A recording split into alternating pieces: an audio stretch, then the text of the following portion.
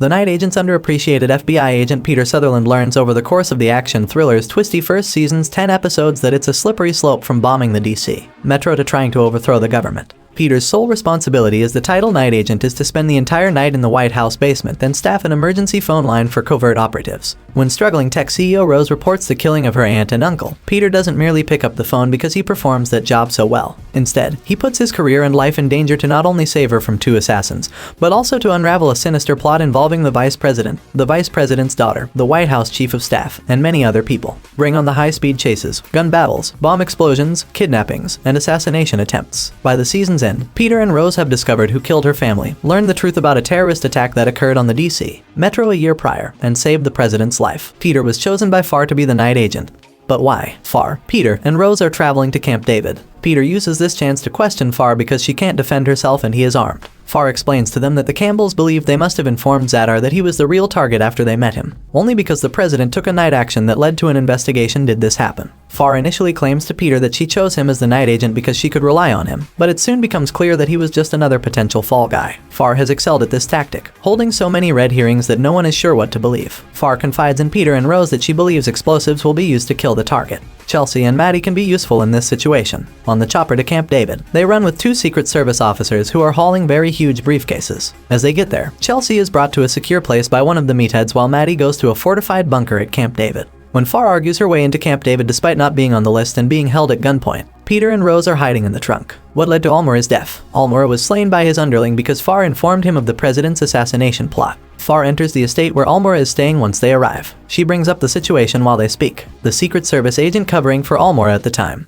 Briggs, then shoots Farr in the back and Almora in the chest. After exchanging gunfire with Briggs, Peter exits the vehicle. The meathead with Chelsea makes her move, approaches him from behind, and knocks him out with a little bronze head on a coffee table after Briggs tells everyone to start the 10-minute clock. Then Peter and Rose find the location of the downed communications, where one of Wick's evil people is watching and attacks Peter. By stabbing the man in the leg, Rose assists Peter in killing the man. Maddie wants to be let out as Redfield tries to explain to her what he is doing. He initially refuses, but if he does not, she threatens to reveal what he done to everyone. He therefore lets her escape despite being fully aware that the device will soon detonate and kill her. Chelsea finds the device inside the building and exonerates the crew. Peter runs into Briggs after finding him in the woods, and they start to fight. Rose restarts the comms. As a result, Chelsea is able to inform everyone that a bomb is present, and the agents can accompany the president away from the estate. Chelsea finds Maddie, who is unable to pass the security door, and the 2 of them flee the structure. The home is destroyed when the bomb detonates, but only just far enough for Maddie and Chelsea to escape. The president is saved by Peter in what way? Before she boarded the chopper and abducted the president, Peter intervened to save her. When the president is being led to the aircraft,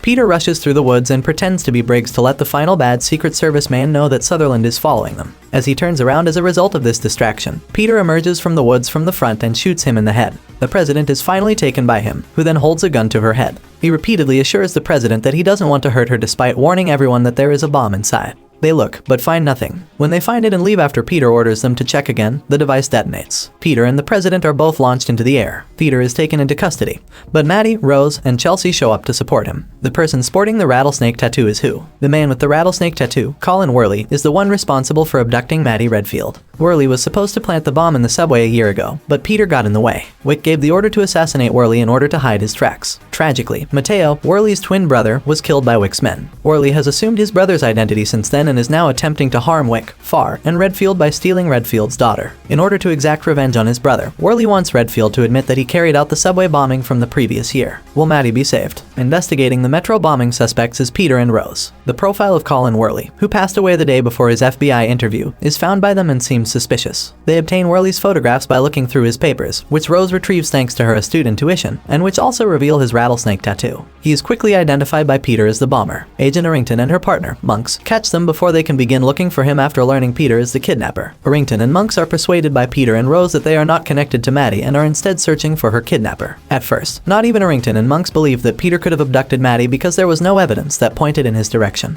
They collaborate as a result. Worley, in the meantime, forces Maddie to broadcast films threatening that if her father doesn't come out, he would kill her. She communicates with Arrington in a coded message in one of the videos. After finding Maddie, Peter, Rose, Arrington, and Monks save her. Worley is lost because one of the terrorists, who was pursuing Rose, arrived carrying fresh instructions from Wick to kill Worley. Before the attacker can hurt anyone else, Rose kills her. Who knows where everyone goes? The police detain Farr and Redfield. While they are incarcerated, the entire world will hate them. Only Gordon Wick has been able to get away from everything. President Michelle Travers is unsure of how she can repay Peter for saving her life. Then, he requests the truth regarding his father. Peter discovers through a video that his father actually did sell secrets to a foreign agent. Peter's father was getting ready to go on assignment after agreeing to work as a double agent for the FBI. To prevent Peter's father from assisting the FBI, the foreign agent assassinated him. Peter is given the role of night agent when President Travers recognizes his abilities. Peter and Rose split ways with a commitment to stay in touch. Maddie, on the other hand, resists having additional security because she thinks she should start learning how to defend herself. On the other hand, Arrington is given the chance to join President Travers' detail. Thanks for watching, and if you are new to channel, subscribe and click the bell so you don't miss out latest videos of Media Breakdown.